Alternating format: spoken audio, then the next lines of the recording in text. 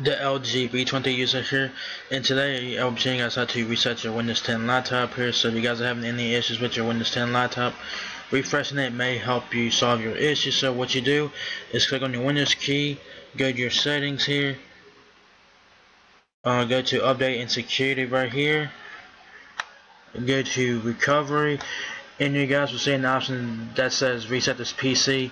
If your PC isn't running well, resetting it may help.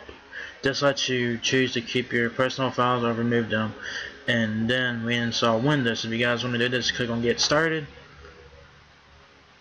You guys have the option to keep your files, which if you do that, it will remove apps and settings, but keep your personal files. If you guys want to remove everything, it will remove all of your personal files, apps and settings. So it'll basically just refresh the whole Windows operating system for you. So if you guys want to do this, click on one of these two options here, and it should hopefully it will resolve any issues that you might be having.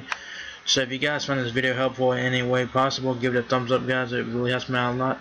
Please subscribe. Thank you very much for watching my video, and I'll catch you guys in the next one. Peace out.